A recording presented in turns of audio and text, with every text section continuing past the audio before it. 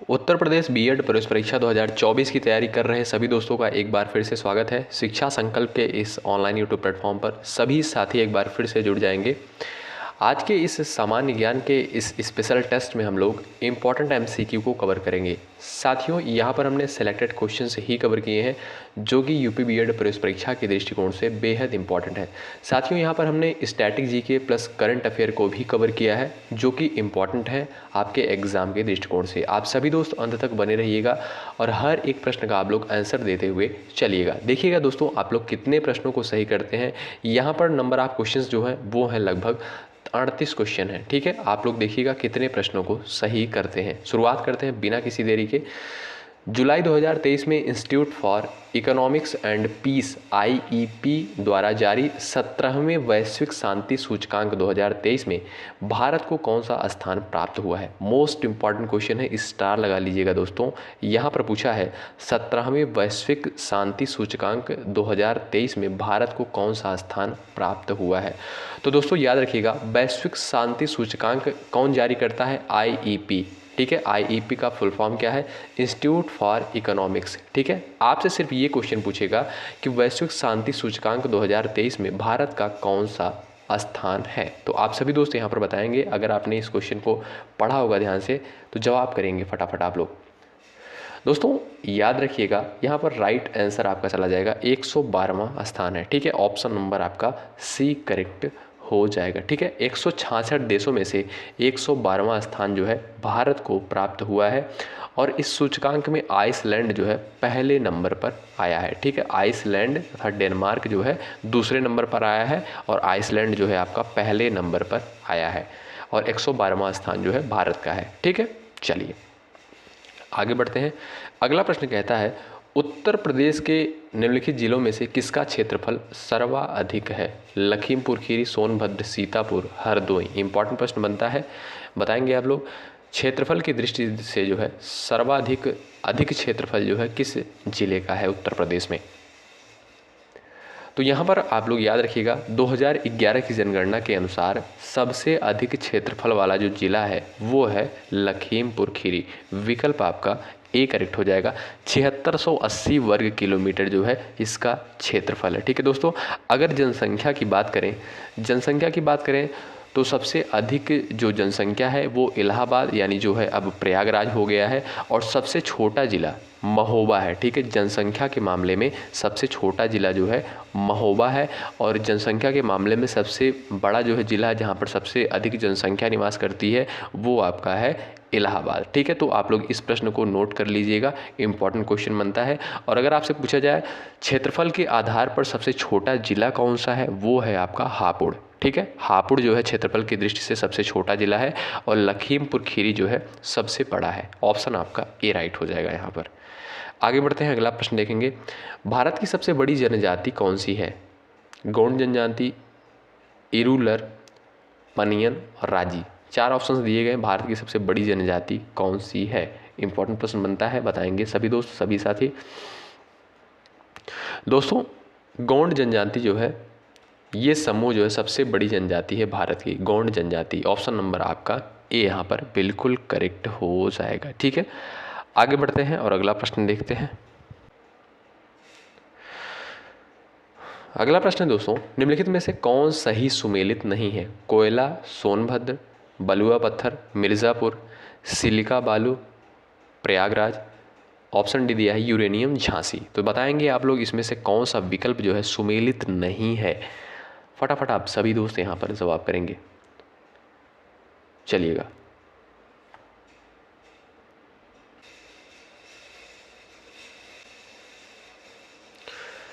दोस्तों यहाँ पर देखेंगे कोयला, सोनभद्र ये बिल्कुल आपका राइट हो जाएगा। बलुआ पत्थर, मिर्ज़ापुर ये भी करेक्ट हो जाएगा। सिलिका बालू, प्रयागराज ये भी आपका बिल्कुल करेक्ट हो जाएगा।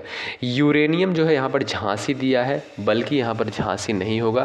फिर यहाँ पर हो जाएगा आपका ललितपुर। ठीक है, ललितपुर में जो है सीमित भंडार है यूरेनियम का, इसलिए जो है आपका ये विकल्प राइट हो जाएगा। यहाँ पर झांसी दिया है, यहाँ पर बल्कि ललितपुर होना चाहिए। ठीक, आगे बढ़ते हैं, अगला प्रश्न देखते हैं।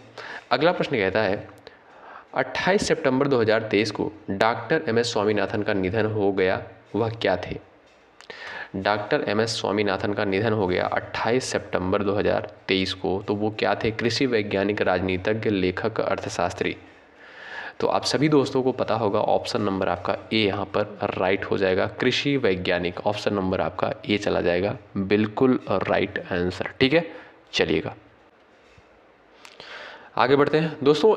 एक क्वेश्चन और आप लोग याद रखिएगा, डॉक्टर एम.एस. स्वामीनाथन जो है हरित क्रांति के जनक भी इनको कहा जाता है। ठीक है, हरित क्रांति का जनक भी इन्हें कहा जाता है। तो आप लोग इसको भी याद रखिएगा, इंपॉर्टेंट प्रश्न बनता है एग्जाम में। आगे बढ़ते हैं, अगला प्रश्न देखेंगे, भारतीय चारागाह एवं चारा अनुसंधान संस्थान कहाँ पर स्थित है? भारतीय चारागाह एवं चारा अनुसंधान संस्थान जो है कहाँ पर स्थित है? इंपॉर्टेंट क्वेश्चन है, यहाँ पर आप लोग जवाब करें। दोस्तों याद रखिएगा, झांसी में स्थित है, ऑप्शन नंबर आपका सी करेक्ट हो जाएगा, भारतीय चारागाह एवं चारा अनुसंधान। आगे बढ़ते हैं, गुप्त काल के दौरान सोने के सिक्कों को निम्न में से किस नाम से पुकारा जाता था? चलिएगा, सोने के सिक्कों को गुप्त काल में किस नाम से पुकारा जाता था? तो दिनार, यानी ऑप्शन नंबर आपका बी चला जाएगा, राइट आंसर। काफ़ी दोस्तों ने यहाँ पर जवाब भी किया है, विकल्प आपका बी करेक्ट हो जाएगा। ठीक है, आगे बढ़ते हैं, डायनमो ऊर्जा परिवर्तित करता है, वैद्युत को यांत्रिक में, चुंबकीय को वैद्युत को, यांत्रिक को वैद्युत को, उपर्युक्त में से कोई नहीं। यहाँ पर सभी दोस्त आंसर करें। दोस्तों याद रखिएगा, डायनमो जो है यांत्रिक ऊर्जा को वैद्युत ऊर्जा में कन्वर्ट करता है, विकल्प आपका दोस्तों ऑप्शन नंबर सी राइट हो जाएगा, यहाँ पर विकल्प सी राइट हो जाएगा। आगे बढ़ते हैं, अगला प्रश्न क्या कहता है, करंट अफेयर का क्वेश्चन है। नवंबर 2023 में इंटरनेशनल एमी अवार्ड्स 2023 में किस भारतीय को इंटरनेशनल एमी डायरेक्टोरेट पुरस्कार से सम्मानित किया गया है? चलिएगा, पंकज त्रिपाठी, हिमांशु धुलिया, विधु विनोद चोपड़ा, एकता कपूर। तो आप सभी लोग यहाँ पर जवाब करें। चलिएगा, एकता कपूर को याद रखेंगे, ऑप्शन नंबर आपका यहाँ पर डी करेक्ट हो जाएगा। ठीक है भाई, एमी अवार्ड से सम्मानित किया गया है इन्हें, ऑप्शन डी आपका राइट हो जाएगा। आगे बढ़ते हैं, उत्तर प्रदेश के लोकायुक्त की पद धारण अवधि कितनी है? उत्तर प्रदेश के लोकायुक्त की पद धारण अवधि कितनी है? सभी दोस्त जवाब करें। दोस्तों 8 वर्ष आपका राइट आंसर हो जाएगा यहाँ पर इस क्वेश्चन का, 8 वर्ष। अगला प्रश्न है, डेसिबल इकाई का प्रयोग किसके मापन में किया जाता है? डेसिबल इकाई का प्रयोग जो है किसके मापन में किया जाता है? तो जवाब करें यहाँ पर। दोस्तों डेसिबल इकाई जो है ध्वनि की तीव्रता को मापती है। ठीक है, ध्वनि की तीव्रता को मापा जाता है डेसिबल इकाई द्वारा, ऑप्शन आपका यहाँ पर सी करेक्ट हो जाएगा। आगे बढ़ते हैं, अक्टूबर 2023 में भारत के पहले जैव विविधता आनुवांशिक सिल्क टेक पार्क का शुभारंभ कहाँ पर किया गया? ये भी महत्वपूर्ण प्रश्न बन सकता है एग्जाम में, तो आप लोग बताएंगे। अक्टूबर 2023 में भारत के पहले जैव विविधता आनुवांशिक सिल्क टेक पार्क का शुभारंभ कहाँ किया गया? पंचमढ़ी में, जो कि मध्य प्रदेश में है, ऑप्शन आपका सी करेक्ट हो जाएगा यहाँ पर। आगे बढ़ते हैं, अगला प्रश्न क्या कहता है, भारतीय संविधान की 7वीं अनुसूची के अंतर्गत राज्य सूची में निम्न में से किसका उल्लेख है? शिक्षा, विद्युत, पुलिस, वन। बताएंगे, भारतीय संविधान की 7वीं अनुसूची के अंतर्गत राज्य सूची में निम्न में से किसका उल्लेख किया गया है? दोस्तों याद रखेंगे, पुलिस जो है राज्य सूची का विषय है, यानी यहाँ पर आपका ऑप्शन नंबर सी करेक्ट हो जाएगा। आगे बढ़ते हैं दोस्तों, अगला प्रश्न कहता है, निम्न में से कौन सा विकलांग व्यक्तियों का अंतर्राष्ट्रीय दिवस के रूप में मनाया जाता है? यानी विकलांग व्यक्तियों का अंतर्राष्ट्रीय दिवस 1 दिसंबर, 3 दिसंबर, 25 दिसंबर, 31 दिसंबर, यहाँ पर ऑप्शन दिए गए हैं, बताएंगे।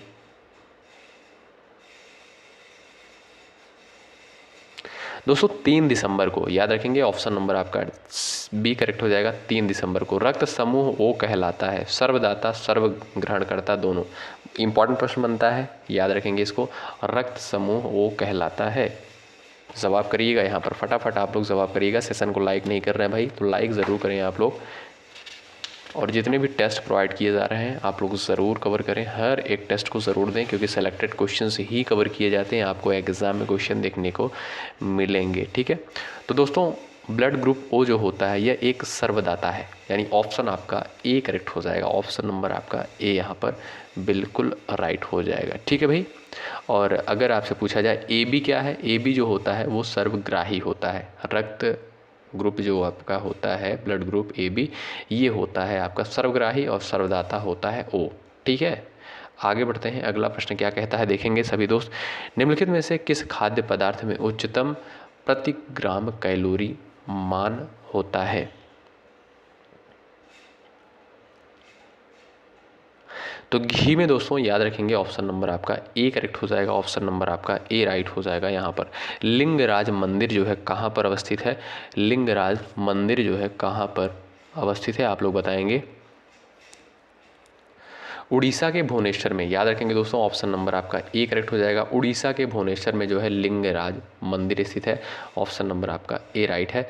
आगे बढ़ते हैं। सितंबर 2023 में संपन्न वर्ष की चौथी और अंतिम ग्रैंड स्लैम प्रतियोगिता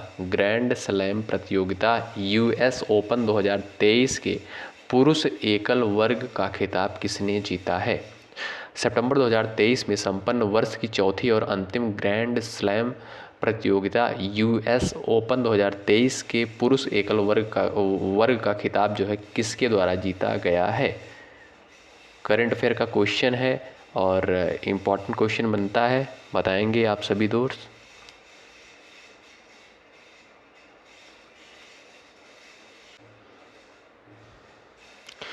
तो नोवाक जोकोविच ने जीता है। नोवाक जोकोविच ये कहाँ के हैं दोस्तों?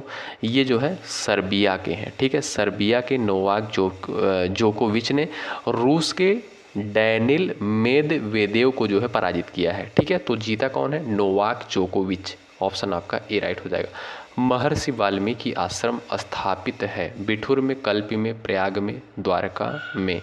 तो दोस्तों बिठूर में जो है महर्षि वाल्मीकि आश्रम स्थापित है। ऑप्शन नंबर आपका ए राइट हो जाएगा। यहाँ पर आगे बढ़ते हैं। अगला प्रश्न कहता है दिल्ली के किस सुल्तान के विषय में कहा गया है कि उसने रक्त और लौह की नीति अपनाई थी?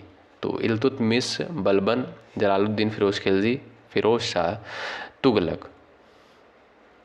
चलिएगा दोस्तों, बलबन के विषय में कहा गया है। ऑप्शन आपका बी करेक्ट हो जाएगा।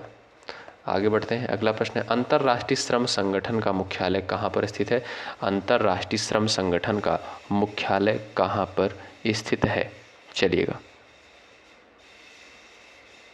जिनेवा स्विट्जरलैंड में, यानी ऑप्शन नंबर आपका यहाँ पर करेक्ट हो जाएगा डी, जिनेवा में स्थित है अंतर्राष्ट्रीय श्रम संगठन का जो है मुख्यालय। आगे बढ़ते हैं। भारत का उपराष्ट्रपति बनने के लिए न्यूनतम आयु कितनी होनी चाहिए?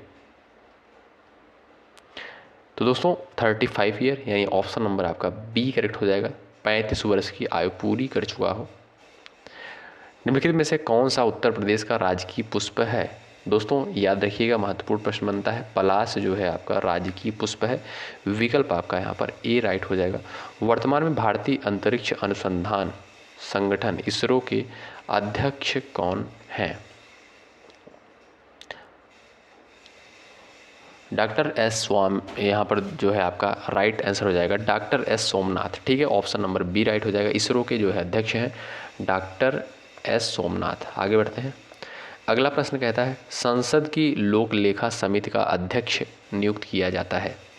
संसद की लोक लेखा समिति का अध्यक्ष जो है नियुक्त किया जाता है किसके द्वारा? चलिएगा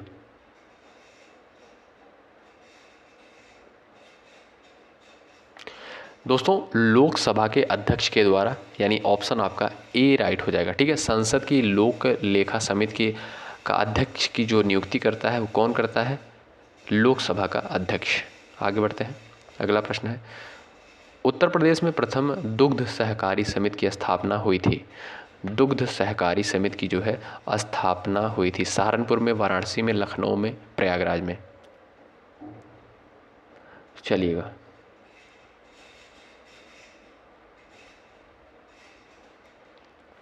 दोस्तों प्रयागराज में, यानी ऑप्शन नंबर आपका यहाँ पर डी करेक्ट हो जाएगा। ऑप्शन नंबर डी आपका राइट हो जाएगा। उत्तर प्रदेश में सर्वाधिक साक्षरता प्रतिशत वाला जनपद कौन सा है? महत्वपूर्ण प्रश्न बन सकता है। 2011 की जनगणना के अनुसार अगर देखेंगे आप लोग तो सबसे अधिक साक्षरता दर गौतम बुद्ध नगर, ठीक है, गौतम बुद्ध नगर। ऑप्शन नंबर आपका डी करेक्ट हो जाएगा। 80% लगभग 80% जो है साक्षरता दर है, ठीक है। आइएगा, उत्तर प्रदेश का राज्य चर्म विकास एवं विपणन निगम लिमिटेड कहाँ पर स्थित है?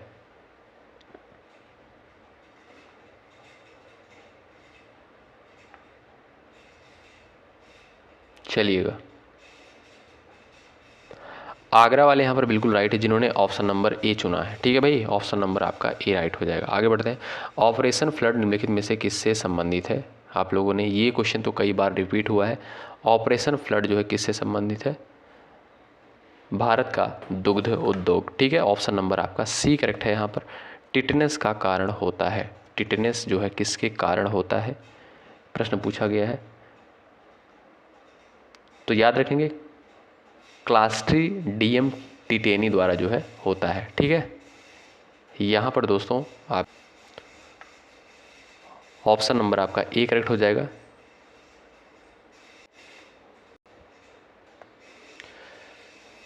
अगला प्रश्न यहाँ पर देखेंगे, निम्नलिखित में से गोरखपुर लिंक एक्सप्रेस वे से लाभान्वित जिला नहीं है? आजमगढ़, अंबेडकर नगर, संत कबीर नगर, बस्ती।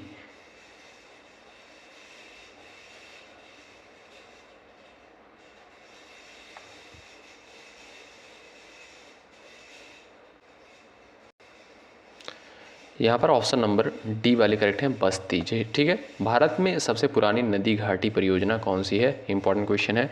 भारत में सबसे पुरानी नदी घाटी परियोजना जो है दामोदर नदी घाटी परियोजना है दोस्तों। ऑप्शन नंबर आपका बी यहाँ पर बिल्कुल करेक्ट हो जाएगा, ठीक है। चलिएगा, हिमाचल प्रदेश में स्थित दर्रा है। ऑप्शंस यहाँ पर कुछ इस प्रकार से दिए गए हैं। कौन सा दर्रा है हिमाचल प्रदेश में? तो दोस्तों यहाँ पर जो है आपका राइट आंसर हो जाएगा सिपकी ला दर्रा जो है प्रमुख दर्रा है हिमाचल प्रदेश में। ऑप्शन नंबर आपका ए राइट है। भारत के किस राज्य की सबसे लंबी तट रेखा है? तो गुजरात राज्य की। कई बार ये क्वेश्चन रिपीट हुआ है। ऑप्शन नंबर बी करेक्ट हो जाएगा। प्लासी की लड़ाई किसके मध्य हुई थी? प्लासी की लड़ाई जो है किसके मध्य हुई थी? अच्छा, कब लड़ी गई थी ये भी आप लोग बताइएगा।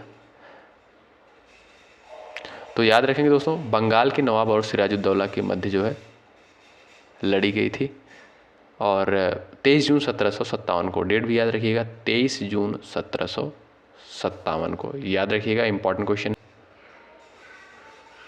ठीक है। बंगाल के नवाब सिराजुद्दौला और अंग्रेज सेनापति रॉबर्ट क्लाइव के मध्य लड़ी गई थी यह लड़ाई 23 जून 1757 को, ठीक है। चलिएगा, रविन्द्रनाथ टैगोर की गीतांजलि का संग्रह है उपन्यास का, नाटकों का, कविताओं का, छोटी कहानियों का? तो दोस्तों ये जो है कविताओं का संग्रह है। ऑप्शन नंबर आपका सी करेक्ट होगा। गुजरात में साबरमती आश्रम की स्थापना गांधी जी ने किस वर्ष की? साबरमती की स्थापना जो है किस वर्ष की? दोस्तों 1915 में, ठीक है।